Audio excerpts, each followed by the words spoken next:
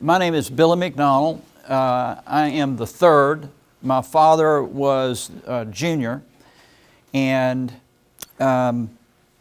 in 2010, I had a heart attack and open heart surgery, and my wife sent me a picture of my father in a P12.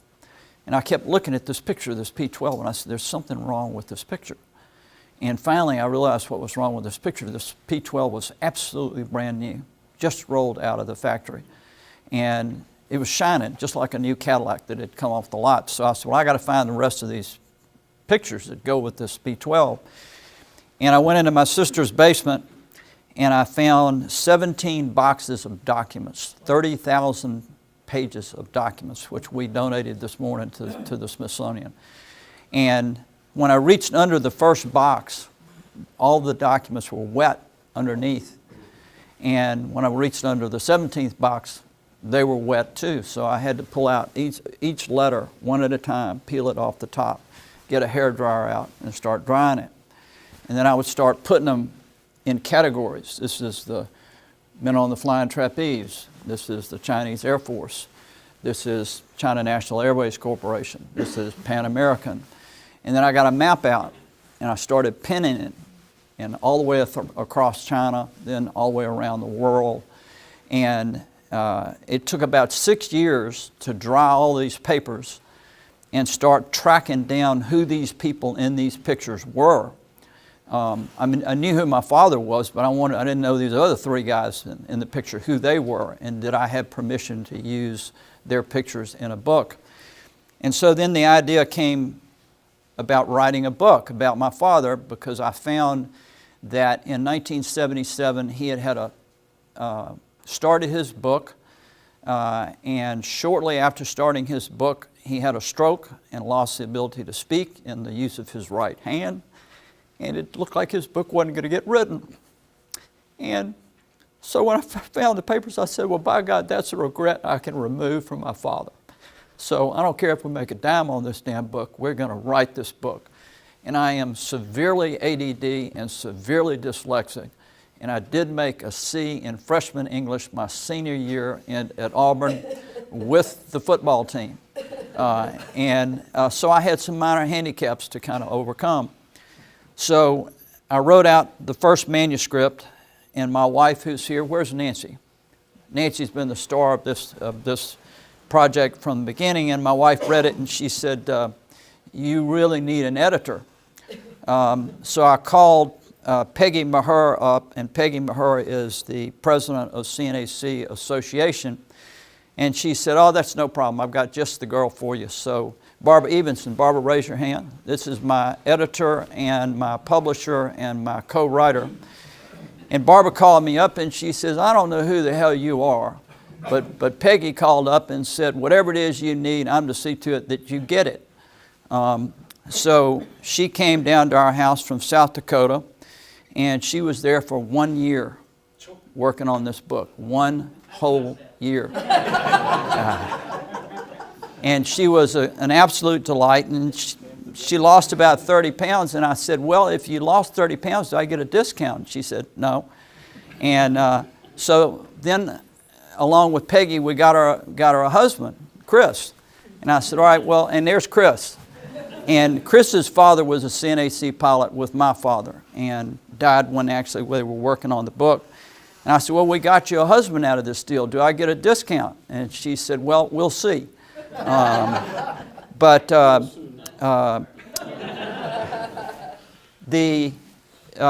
Barbara, as the guy who was writing the checks for the book, I said, do you want a percentage of the book or do you want to get a check? She said, oh, check will be fine. I got more than my money's worth. When you look at the book and the way the book is laid out, I think Barbara just absolutely did a fabulous job, and for what I was hoping the book would be, it turned out to be much more than I ever expected it to be. So I'm very, very, very proud of the book. We were invited to China by the Chinese government and by 8 Chinese museums. We went in 2016. I presented the book and a copy of my father's Chinese wings to these 8 museums, and were royally treated by the Communist Chinese when I was there, and I was a little nervous about going to Communist China. But every time you walk into a museum, and there's a big, tall picture of Chenault and a not quite as tall picture of my father, and down at the bottom it says, "These are the Americans who came and bailed us out in World War II and saved our bacon." And they are very much beloved in Communist China.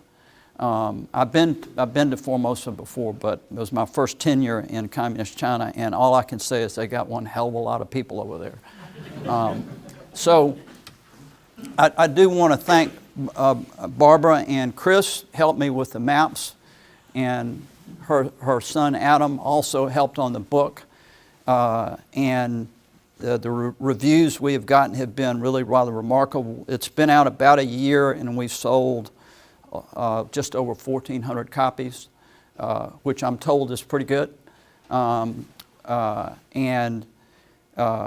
We were about to conclude a deal with the Victory Museum in Nanking on giving them the papers when Barbara called up and said, "Oh, stop, hold your horses, I've got a better place." And she mentioned the Smithsonian, and fortunately the Chinese were dragging their feet.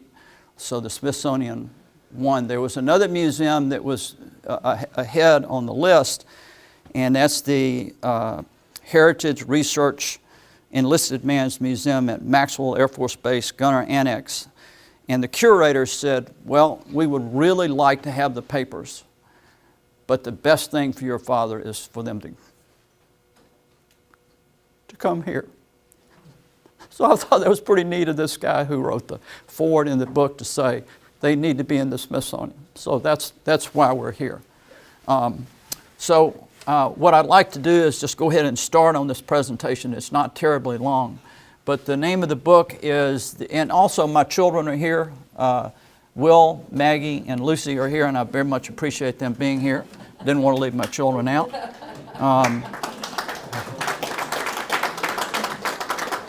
And half of a grandson who'll be here in October is here. More than half. So the book is, and since this is a pretty informal group, I gather, I will mention that the original name of the book was The Ghost Tiger, because there was an article written by a writer about Daddy that I really liked called The Ghost Tiger. And I was in China, and I had a university professor came up to me and says, "Well, if you're going to translate this book into Chinese," which we were talking about, "you can't call it The Ghost Tiger, because the Chinese character of ghost has an evil connotation to it. So, son, I don't care what you name it, but you got to change the damn name of the book." And I said, "Okay." So I called Barbara up, and we changed the name to The Shadow Tiger. So it was originally The Ghost Tiger. And I'll go ahead and throw in one last story here. There is an airfield in Kunming where CNAC used to land that is now a military airfield. And they don't even let Chinese on this airfield unless you're a big-time Chinese, much less let an American on the field. So I'm talking to the Kunming Aviation Association, and there are 3 generals. There's a retired 5-star general, a retired 3-star general, a retired 2-star general. And the 2-star general calls up, and they said, "Hell no, you can't bring an American on this base." And the 3-star generals called up, and they said, "Absolutely not. You can't bring a 3-star general on this base." And the 3-star general punched the 2-star general in the ribs and said, "Let's call our big, fat 5-star commie red friend over here and let him call him." So he called up and started screaming over the phone, and the translator's explaining to me that he said, "Well, I've got my car is going to show up at the gate in 15 minutes, going to have an American in the back seat, and I want you to let him on the base so he can see the terminal where CNAC landed. And if anybody's got a problem with it, you tell them to come see me." So in I go into his car, and we pull up to the gate, and they got 2 of the biggest Chinese you ever saw in your life. These guys are like at least 6 feet. And I came in the base, and they told me, "You can't take any pictures. We can take pictures for you." But I went into the building that my father had walked up the steps when he was a captain with CNAC, which was very exciting. And I was coming down the steps, and I'm not into spooks and ghosts and all those sorts of things, but at one point I felt a shadow over my shoulder. And honest to God, I really did. And sure enough, I turned around and there was nobody there. But I called Barbara up that night and I said, well, I got a new name for the book. It's now The Shadow Tiger. So that's how the book became The Shadow Tiger. So now we'll start on The Shadow Tiger and see if we can get through this reasonably quickly.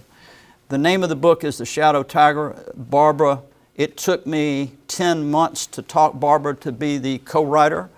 And finally she said, well, why do you want me to be the co-writer? And I said, you will not put your name on something that is not excellent. And so finally, after 10 months, she gave in and she agreed to be a co-writer. So I'm very proud to have her on the book, and it is her genius in the way she laid this book out that I think has really exceeded my own expectations. Mac learned from his next door neighbor, who was World War I ace Jimmy Meisner, and he created a desire to fly in Mac and took Mac on his first plane ride when he was 14 years old. And Mac was hooked at that point on flying.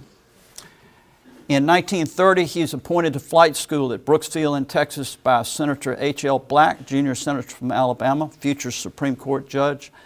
And his last check ride in flight school is with a First Lieutenant Claire Lee Chenault. And it was the beginning of a friendship that would literally last a lifetime. He went from there to Selfridge Field in Michigan and studied high altitude flying, navigation, and how to fly a tri-motor Ford. In the middle of the year, his enlistment was up and he was released into the reserves as a second lieutenant. He spent 4 months looking for a job in the civilian aviation industry. Of course, there were no jobs in the civilian aviation industry.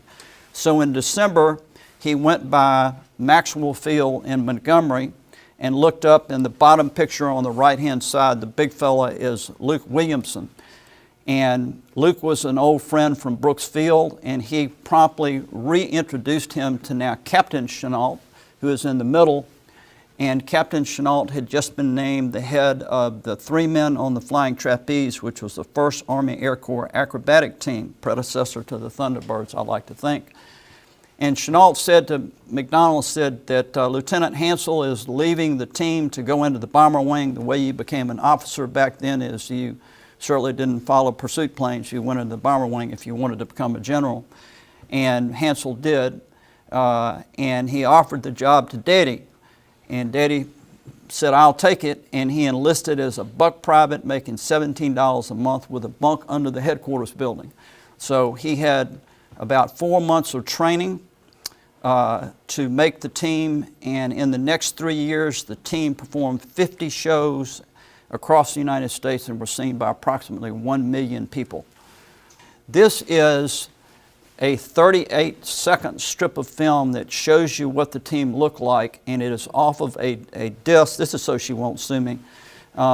This is off of a disc called Feihu, F-E-I-H-U, which you can find on the AVG website.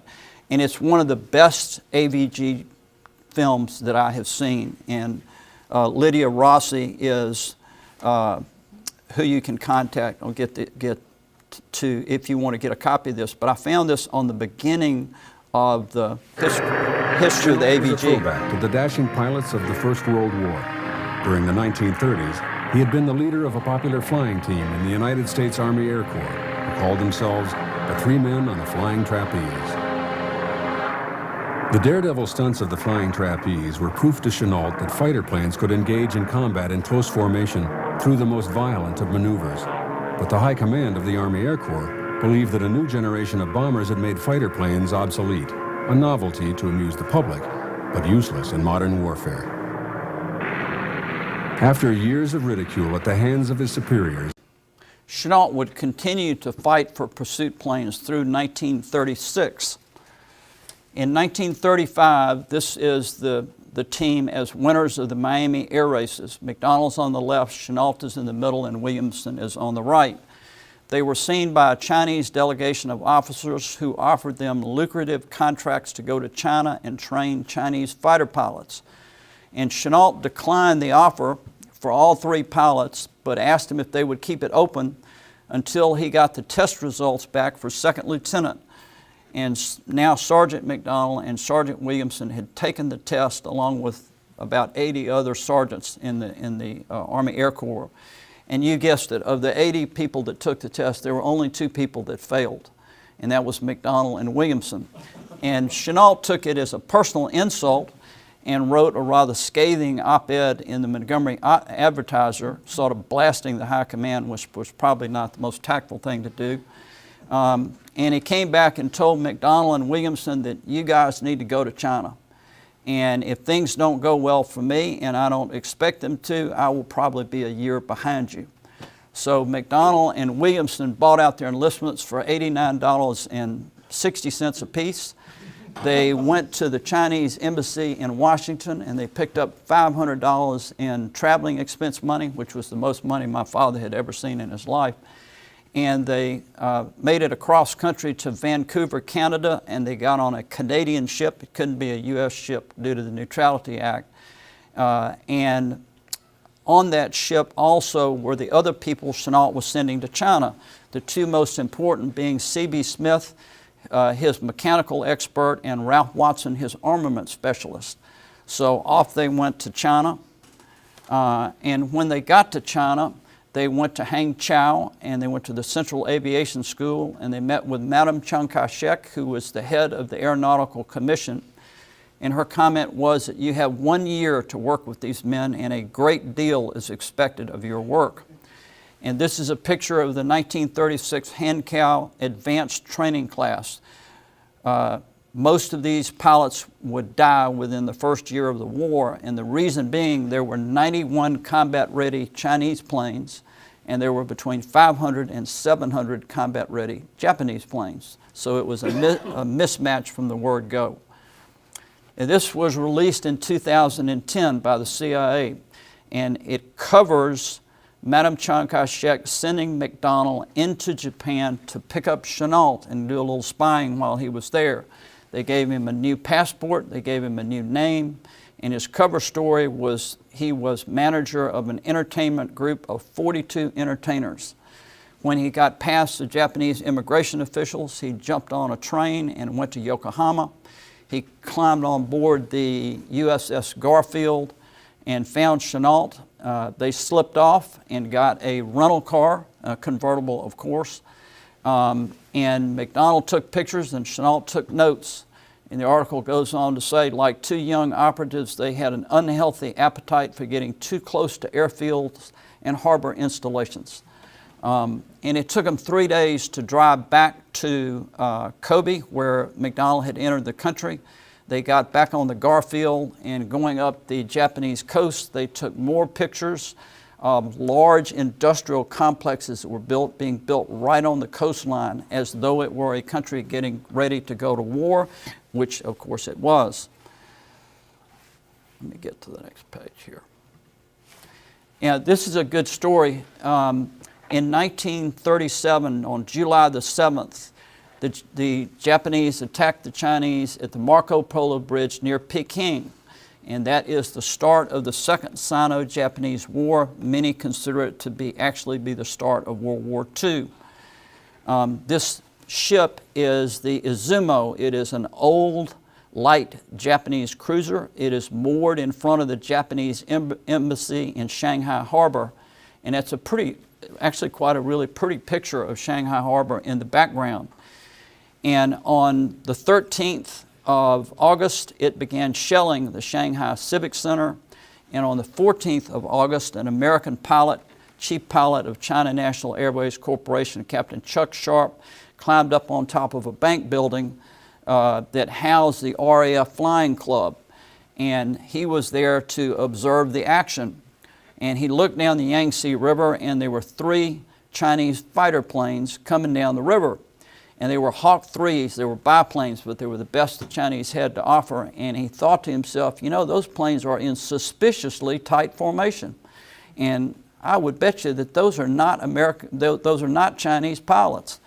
And the 3 planes came in and made dive bombing runs on the Izumo. And according to the notes which I found in these papers, a letter from Sharp, that all 3 bombs just barely missed hitting the ship, which was kind of astonishing to Sharp. But they did come back, and each of them strafed the ship twice. And Sharp climbed down from the bank building and later confronted Chenault and McDonald and Williamson and asked, was it true that is the rumor true that you were paid $1,000 apiece to attack the Azuma? And they would neither deny or confirm the rumor. Well, when I spoke to the Kunming Aviation Association, I had one of the 2-star general that I mentioned before came up and said that story is absolutely true and is rather widely known in China. So it was a nice verification of the story. Now, this is an important airplane. This is a P-36 prototype. It does not have retractable landing gear. It has no military markings, and it has no guns. And Chenault could require the Chinese to buy him the airplane of his choice while he was in China, and this was it. It was delivered to the aerodrome at Purple Mountain in Nanking as they were trying to lead the defense as the Japanese moved from Shanghai toward Nanking, moving to the west. And Chenault couldn't hear anything. People don't really appreciate the fact that Chenault had been in this open cockpit plane all of his life and was practically completely deaf. A lot of people don't realize that. So the first thing he took out of the plane was radio. He said, hell, I don't need a radio because I can't hear anybody on the radio anyway. So what he would do is he would take and when he took the radio out, this plane became the fastest plane in China, faster than any Japanese plane. And it became the highest flying plane in China. And Chenault would fly it up and fly around McDonald Squadron, because if you were a single American advisor, you were given the option of becoming a squadron commander in the Chinese Air Force, which my father accepted. And he would fly around my father's squadron as they fought the Japanese and made notes in his notebook. And in the notes, he said, this is how the Japanese pilots are trained. These are the strengths and weaknesses of the Japanese airplanes. And during one of those missions, some Japanese pilot had the temerity to take a shot at Chenault. And Chenault took great exception to that event. And he landed and told the mechanics, he said, I want guns put on this plane as fast as you can get them put on this plane, and the next SOB that shoots at me, I'm going to shoot back.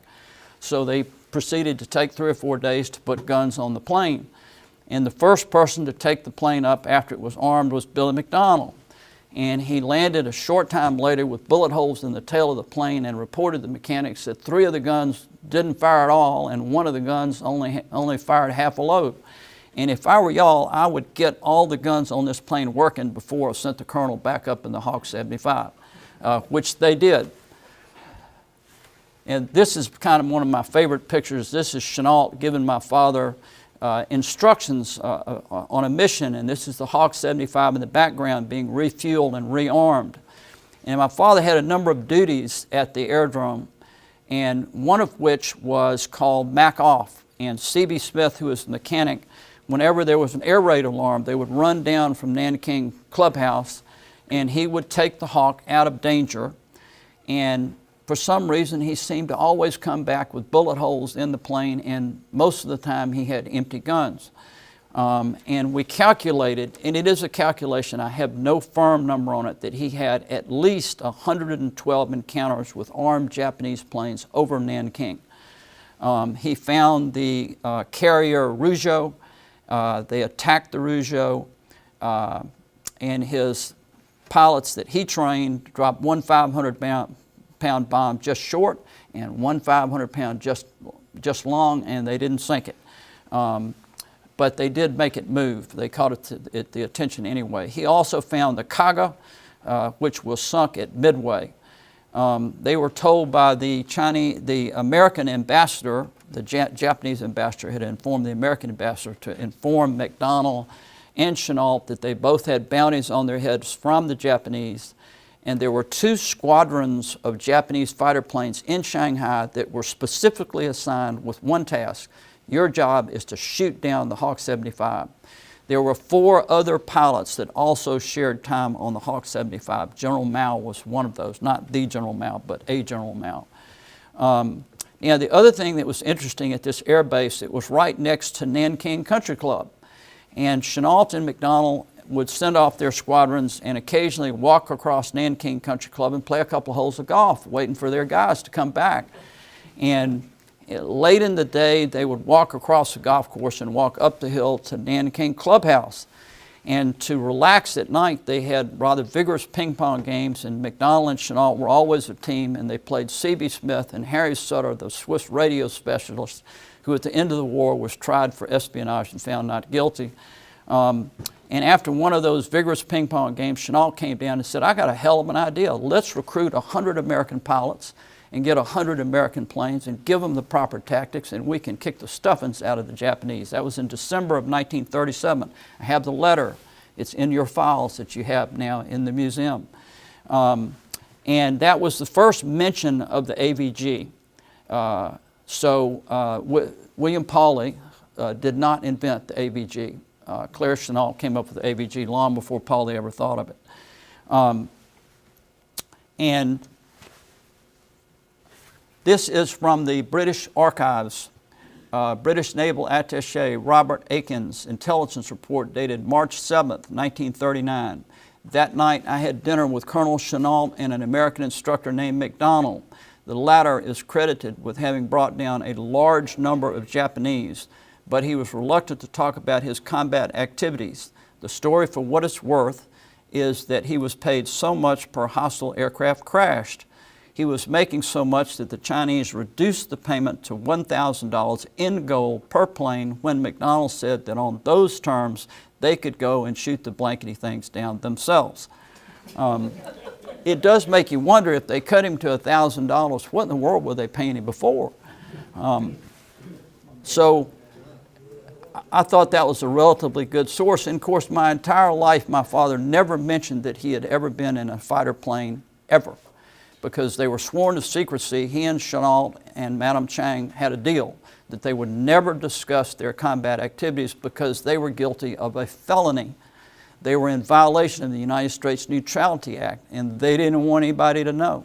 And my father never commented on whether Chennault ever shot down a plane.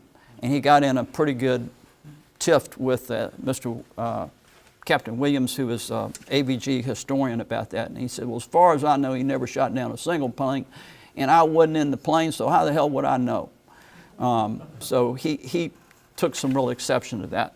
Well, McDonnell and Chennault, and there were about 12 Americans that were there, and the Chinese government were run out of Nanking by the Japanese in December of 1937. And Chennault and McDonnell were, a couple of months later, ended up in Kunming, about 1,000 miles to the west, and the government ended up in Chongqing. And the reason they went that far west is to get out of the range of Japanese carrier aircraft. And they started up the school in Kunming, and McDonnell estimated that it would take 2 years to train a Chinese fighter pilot from scratch.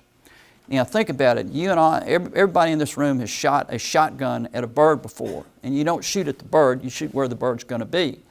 And you're trying to train a bunch of Chinese who've never shot at a bird before, and it was a pretty big task to convince these Chinese that you don't shoot at the plane, you shoot where the plane's going to be.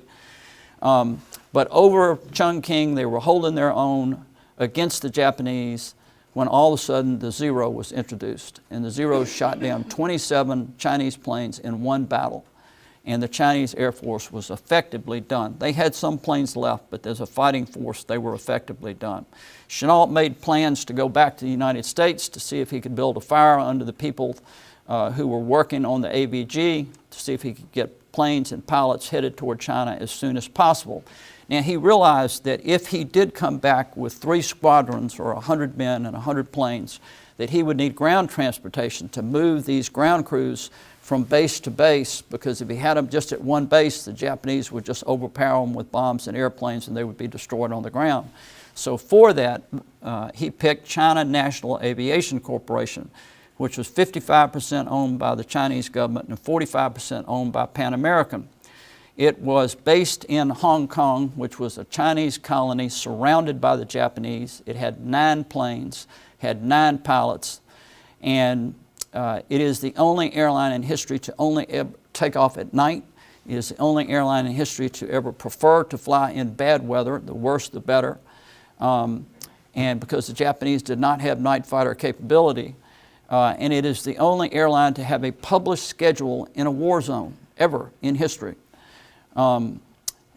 McDonnell negotiated his own contract with CNAC, which resulted in a tripling of his pay over 2 years. And he negotiated a contract with Pan American, which made him a captain with Pan American. At the time of his choosing, he could return to the United States and forego the 5 years of seniority that was required and be made an immediate captain with Pan American Airlines. And that, he referred to, was a job with a future, and he wasn't going to let go of that option very easily. Higgs and Engel negotiated their own contracts, and I was unable to locate those contracts with CNAC. So there were 3 extra pilots with CNAC, and frankly, CNAC needed the pilots. But flying into Chongqing was really quite an ordeal. You had to fly over a 3,000-foot group of wires that came across the mountain over the Yangtze River, and then you had to make a dive for the runway. The runway was 2,100 feet and was on a sandbar in the middle of the Yangtze River. And this is McDonnell's first flight, and as you can see, he's overrun the runway, and his rear wheel is stuck. And they're trying to get his plane out of the mud so he can take off before the firebombing in Chongqing starts that day. And here is a picture of the runway in the middle of a sandbar, in the middle of the Yangtze River. And you can see, I think you can see on that picture, the wires that you had to fly over and then make a dive to try to get to that runway. The man in the picture is Ned Jones from Birmingham, who was a friend of my parents, who introduced them to each other in Calcutta. And when Chenault gets back from the United States, he's got the planes coming. Camco's deal has been cut. They finally got Polly on board. He's got the pilots coming by ship. And he goes, first person he goes to see is McDonnell. He says, I'm naming you Chief of Staff of the AVG, the first Chief of Staff of the AVG. And McDonnell said, all right, I'll take the job if I can get a leave of absence from CNAC and a leave of absence from Pan American, because I'm not giving up that option with Pan American. And within 2 weeks, he knew that the answer from both entities was no, you cannot have a leave of absence.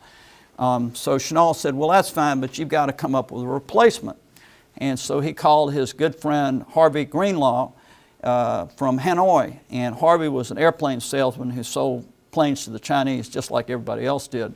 And the story of the phone call to Greenlaw is in the first book called The Lady and the Tiger, written by his wife, Olga Corbett. Dan Ford wrote a book, but he left that section out of the book. So as much as I like Dan Ford, I am not a fan of his version of the book. I like the second version of the book. But that's what the runway looked like in Chongqing. McDonnell also made it in the comic strips. His roommate, Frank Higgs, was a drinking buddy at Ohio State with Milton Caniff. And Caniff was the cartoonist for Terry and the Pirates.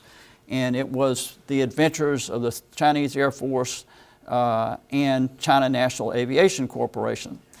And Caniff is working on his cartoon strip, was seen by 31 million people a month in the United States. And all these FBI cars pull up and guns are drawn. They come running in and said, you're under arrest. You're putting classified information in the comic strips.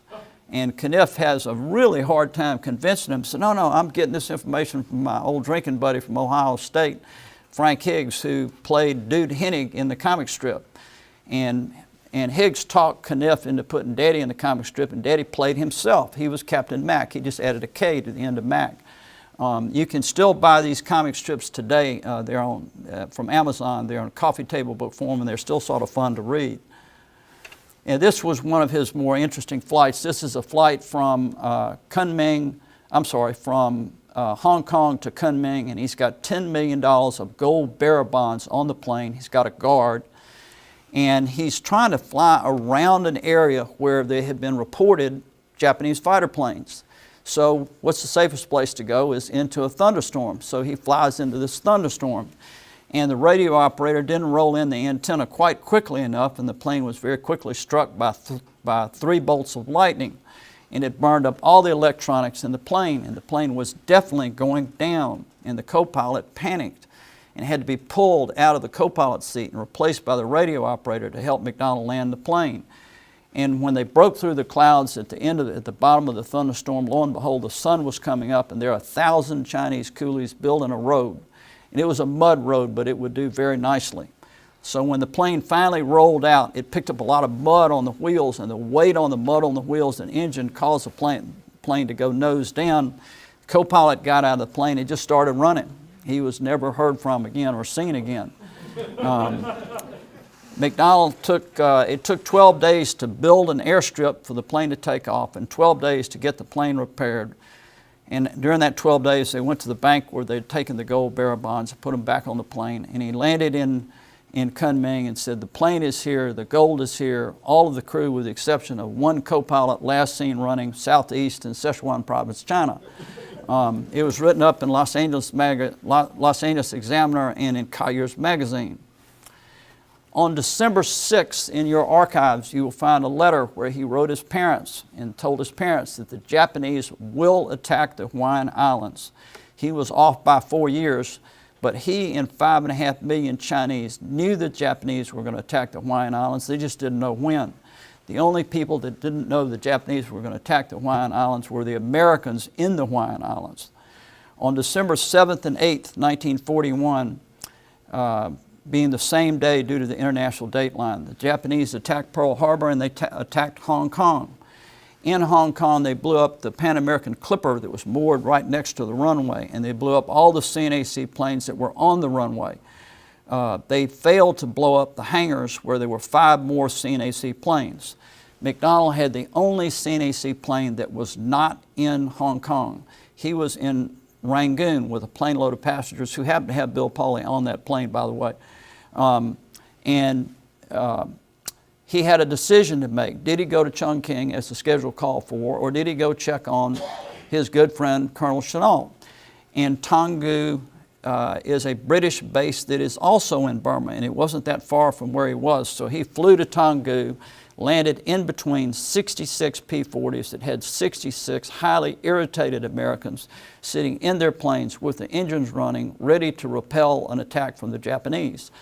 He pulled over, didn't stop the engine, dropped the door open, jumped out of the plane, ran across the runway. Chennault's running the other way, and they have a 5-minute meeting in the middle of the field.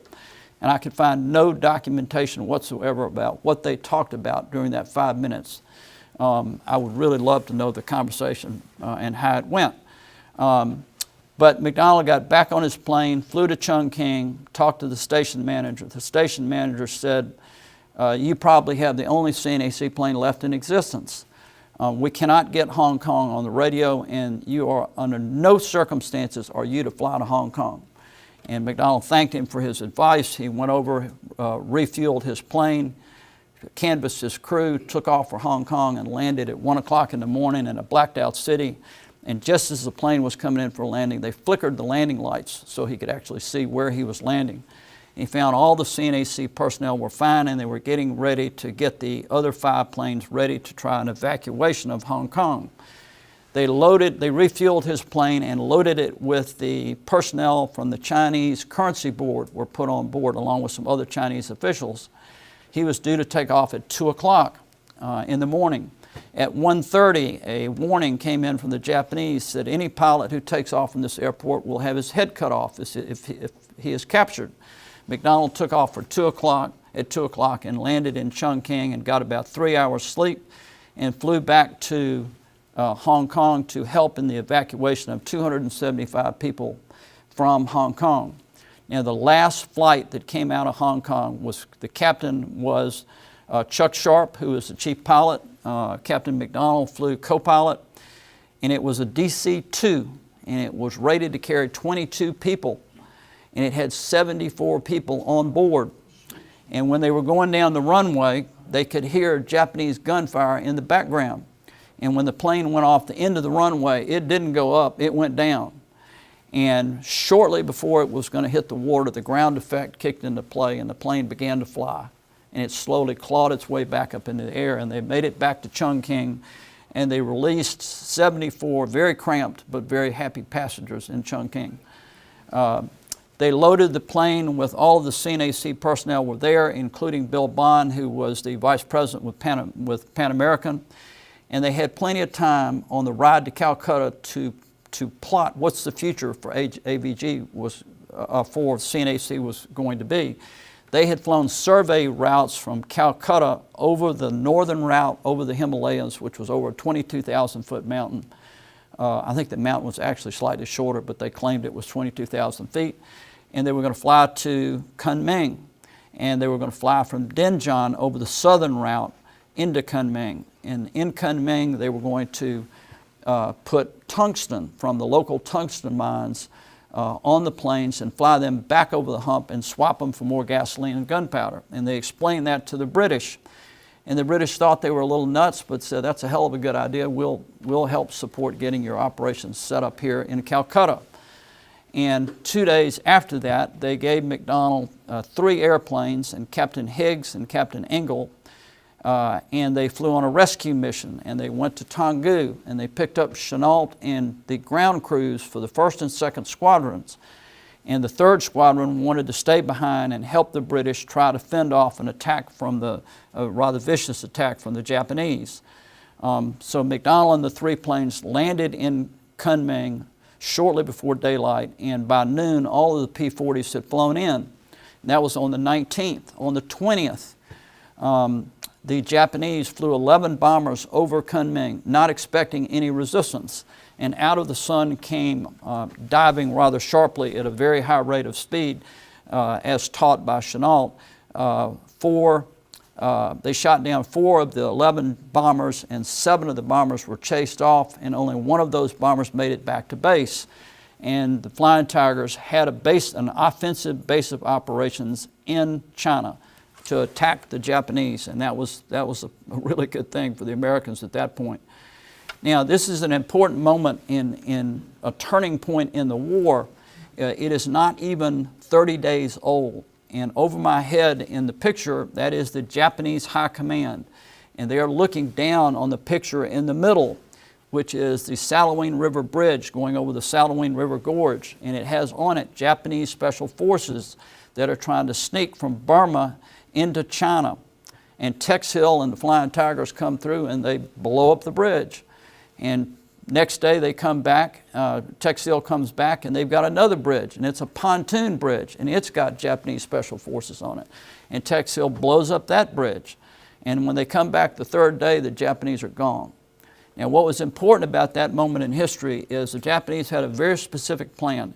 Had they gotten across the river, they would have taken Kunming, they would have taken Chongqing, China would have been out of the war, and they intended to conscript somewhere between 2 and 5 million Chinese troops to help the Japanese fight the Allies in the Pacific.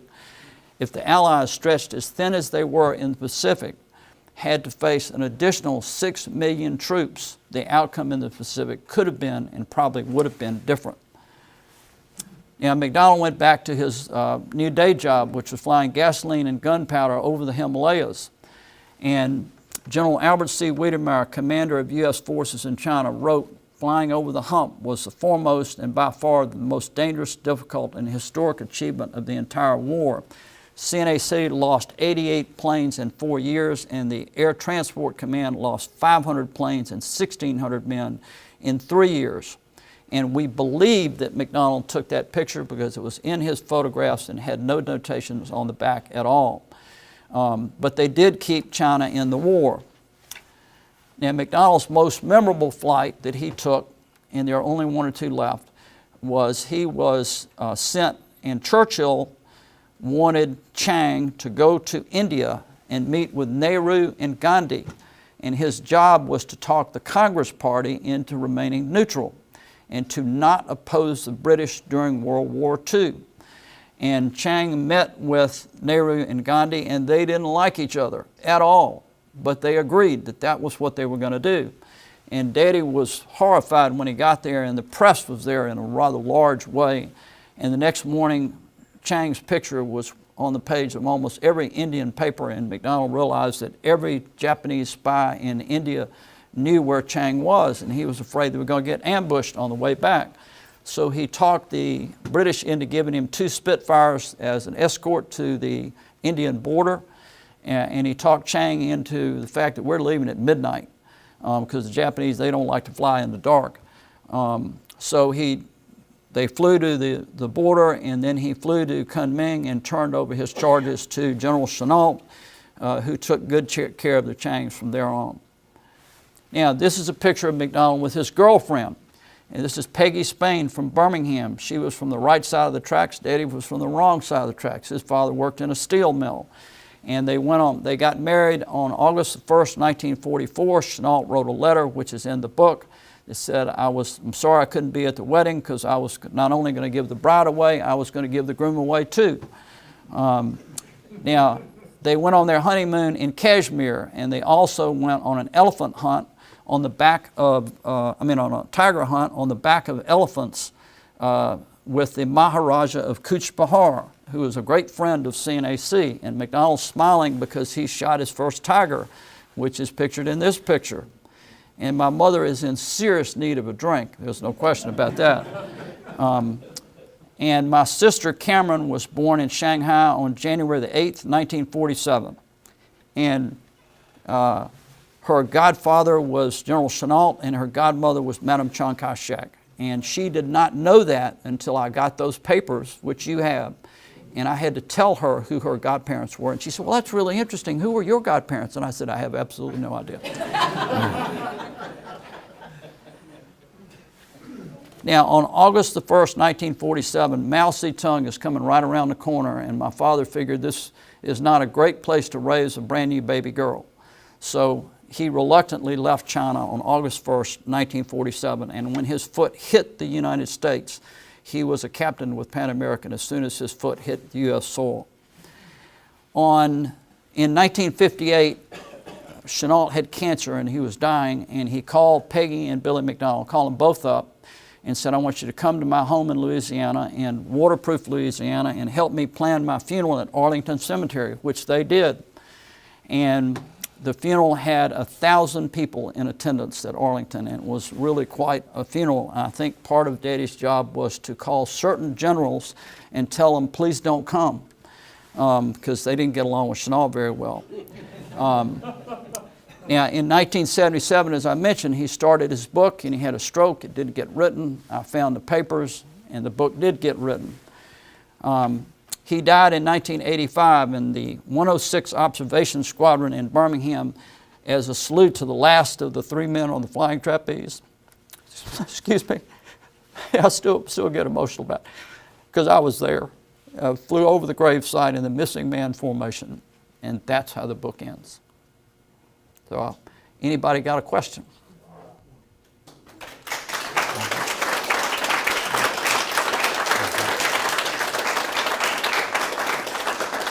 I would add one more thing, is I spent 4 years working on his Distinguished Flying Cross and his Air Medal, and they were awarded to him on January the 17th of this year, and there will be a ceremony at Maxwell Field in 2 weeks, and I was very, very happy to get him those medals, which I felt like he certainly did deserve. So. Can you describe his Pan Am experience after? Yes, I can. I was trying to, if you do a presentation of the Rotary Club, it has to be 29 minutes. Because at 30 minutes, they just all get up and leave. So I was trying to get this down to in a 30-minute time frame. But he came back and was sent to Miami where they had me, and he was a captain with Pan American and flew routes into South America. He was promoted to Rio in Brazil, which back then was a beautiful South American city. His route was to Buenos Aires and to Bremen at the end of the Amazon River. I may be mispronouncing that, but there's a city at the end of the Amazon River. And you could buy beef and lamb in Argentina for 10 cents on a dollar. It was really rather amazing. And life in Brazil, first language I ever spoke was Portuguese. And we had a German nurse who translated whatever I said to my father because he didn't speak Portuguese very well. But right in the middle of that, my mother caught polio, and I got polio, and my sister got polio, and ours manifested itself as a cold. My mother's was a bit more severe, so we sent her to New York for treatment, and they called him from New York and said, Captain McDonald, we think it's time for you to retire and go home and take care of your family, which is what he did. So, but he was just a pilot, and he was not the greatest businessman in the world. He was just a pilot. And I would end on this one story. There was a lady who was a translator and taught English to the Chinese, and she wrote in her diary, she said, McDonald is a good egg, and that he has a funny sense of what is dangerous. And she came back and wrote in the diary 1 year later, in the lines in between, in pencil, and nothing over the last year has changed my opinion.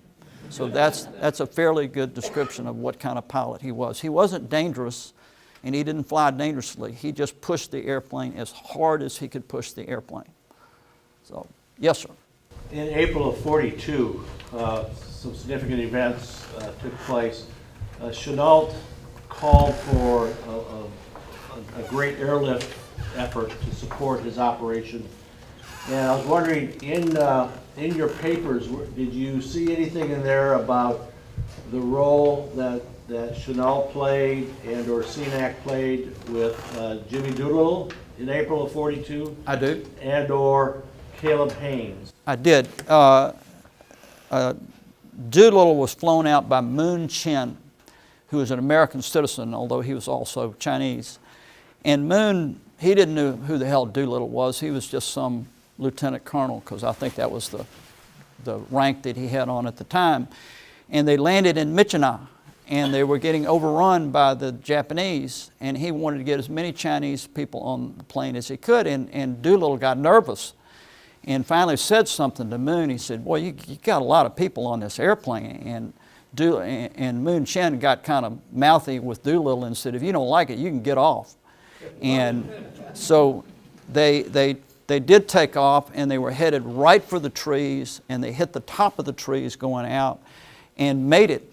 I mean, they bounced off the top of the trees and made it to Calcutta. And when Moon Chen opened the paper the next day, there's his passenger all over the front page of the paper, Doolittle raids. But Doolittle became a great friend to CNAC and came to our house to cocktail parties periodically, and was a very, very good friend to Daddy. And you had one other question. Caleb Haynes. I don't. He was Army Air Corps Air Transport Command 10th. The only Air Transport Command story that I would tell you that is interesting is Roosevelt sent Rickenbacker with an entourage to that theater to find out what's the problem with the ATC. Why is the ATC losing so many airplanes? So Rickenbacker knew McDonald from Men on the Flying Trapeze days.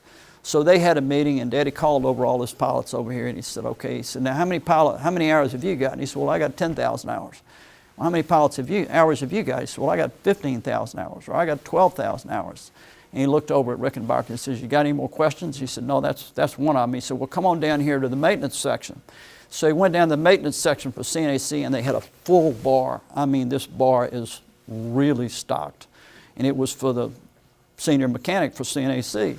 And the Chinese mechanics were so good that this guy had trained, and they were so loyal that they would take a bullet for this guy. So the CNAC planes were simply better maintained, and they could carry more weight than an ATC plane could carry. And he gave Rickenbacker an interesting piece of information. He says, you're doing this backwards. You're flying the ATC as though it is a military operation. You have to fly over the hump as though it is a civilian operation. And I'm talking about procedures. I'm not talking about making these people civilians. So Rickenbacker goes back to the United States and sees Roosevelt. So we need to fire this SOB, and we need to hire General Turner. And General Turner turned it around and changed the appropriate procedures. And boy, the ATC just blew by CNAC like they were standing still. And they stopped losing as many planes and as many pilots. And they used those same techniques for the Berlin airlift, and it's in Turner's book. But I found those are in his papers that are now in this museum. Anybody else? Yes, sir. I arrived a bit late, so I don't know if it came up, but are you aware that when you were mentioning Mac's attack in Shanghai against Izumo, that today is the 80th anniversary of that day, which is celebrated in Taiwan, and I probably now in the People's Republic as well, as Chinese Air Force Day, because it was also the day that Chennault's claim, contrary to General Julio Duhet, about interceptors against bombers, the Chinese put it into practice by intercepting the Japanese bombers, shooting down 2 and shooting up 2 more. And the Japanese realized at that point that if they were going to continue bombing in China, they would have to come up with fighter escort for them, which ultimately led to the zero. All of this happened today, 80 years ago. Well, the last story, and then I'll answer your question, is Lieutenant Hansel, who Daddy replaced on the Men on the Flying Trapeze. He wanted to be a 2-star general, and he became a 2-star general. But he was flying bombers over Europe, and he flew 6 bombers over a French city. And 5 of them were shot down by the Germans because they didn't have fighter cover. And his plane was shot up, and some of his crew was killed. And Hansel went in and told his commanding officer, he says, well, I'm done. I'm not flying any more of my boys over there unless we've got fighter covers. And I was trained in Alabama. And those Tuskegee boys with those red tails on the planes, they'll do just fine. But I'm not going back unless I've got fighter cover. And when he went back, he had fighter cover. And he said, that crazy SOB in China was right. You do need pursuit planes. But Chennault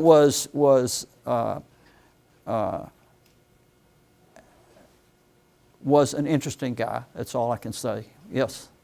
Is that incident, you have a picture of the DC-2.5, is that covered in the book? It is not, because Daddy wasn't part of that story. And what happened is Higgs was part of that story. And they would, if they knew the Japanese were coming, they would go hide. They'd land at these auxiliary airstrips that Chennault had built. And they landed, and a Japanese bomber came by and blew the wing off this plane. And the guy that drank a lot for CNAC, who was a great mechanic, he said, you know, I'm looking at these attachments, and I really think you can attach a DC-3 wing on a DC-2. It's going to be a little short, but I think it'll work. So he just went ahead and did it. He didn't ask any permission, and they telexed or whatever it is to New York, and New York sent word back and said, we just think that's a horrible idea. And they said, well, we've got the wing on there, and the plane is already loaded with passengers, and they are really going to be disappointed if we have to disembark them. So they just took off. And he said, you just have to fly it like that. And it worked out real well. And Harold Sweet was the pilot who flew that plane. But they eventually they did restore the aircraft. I suppose that was probably done after the war. I don't know whether it ever flew over the hump or not. Yes, sir. You've got in your photographic collection more pictures of the DC-2.5 with the wing blown off than I've seen anywhere else. There's about 4 of them. Those were taken by Higgs. Higgs took those pictures. There was a lady who had a Brownie. You know how the Brownies had the little leather strap? And she is, when they landed the plane and she walked away from it, the Japanese dropped the bomb, and the shrapnel from the bomb severed the strap on her Brownie, and she dropped her Brownie. But she was fine, but it did cut the Brownie right off of her hand. But the idea of flying that plane, the CNAC pilots and even the ones that are alive today, and there are only 3 or 4 that are left, they were a pretty live group, because every time you flew over the hump, you didn't know whether you were coming back or not. It was a crapshoot just to fly over the thing. But Daddy was chief pilot mid-1943, and I will end on this story. I'm at a war reunion in Ohio, and my father says, now we're going to go play golf with this guy and his son, and he's chairman of the board of this insurance company, and he's deacon of the Baptist Church and president of the Rotary Club and all this, and he's going to be really, really glad to see me. And I just want you to understand that when he gets really, really glad to see me, that it's okay. So his son's about my age, and so when we met him, sure enough, this guy was really glad to see Daddy. And I said, well, when we come back, I said, what's that all about? And he said, well, there was a knock on the door one night in Calcutta, and he said, what's the matter? And he opened the door and he said, Mac, you got to get me out of here. You're the only person who has the authority to take a plane and fly me to China. If you don't get me out of India, I'm a dead man. He said, what happened? He said, well, this cab driver was trying to hold me up, so I took a .45 down there and I put it right between his eyes and I shot him right between the eyes. So Daddy's taking this guy to the airport because his job's to take care of his crews. And he flies him to China and, you know, gives him this watch and gives him all this money and all this stuff. And he hadn't seen him in 30 years. And I said, but he killed the guy. And he said, well, he didn't mean to kill him. He was drunk. So they were... There were a lot of those stories are in the book, and whenever I needed to cut which I'm going to do right now, cut my presentation short, I just cut a crash out, or I cut a forced landing out. That was easy. There were lots of those. But I hope you all have enjoyed that. It's been a pleasure being here. Thank you.